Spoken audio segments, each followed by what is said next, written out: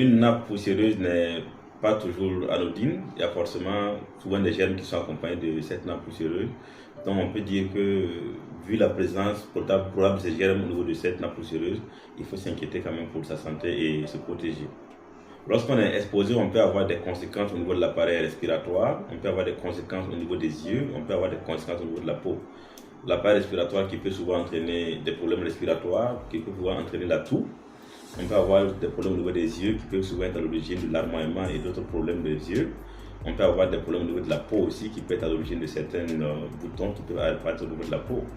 Donc voici autant de conséquences que cette poussière peut entraîner au niveau de l'être humain.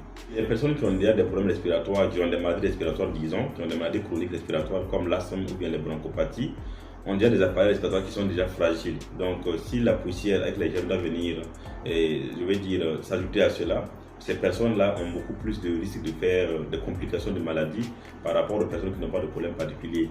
Même ces derniers aussi peuvent avoir des problèmes de santé. On sait de protéger les yeux avec des casques si on sort en circulation ou bien des verres protecteurs.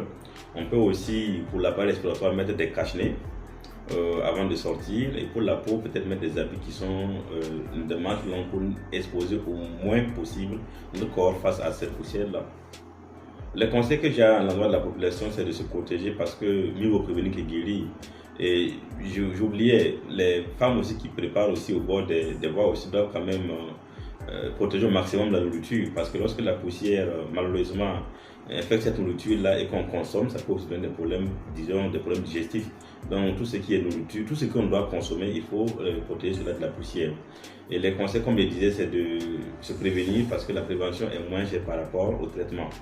Lorsqu'on tombe malade à cause de la poussière, on doit, je vais dire, laisser son travail, venir dépenser de l'argent, dépenser en temps, alors que se protéger avec un cache-nez, avec des verres protecteurs, avec, disons, un casque, ça coûte encore moins cher par rapport à venir pour se faire soigner. Donc protégez-vous de cette nappe poussiéreuse pour ne pas tomber malade et devoir dépenser beaucoup d'argent.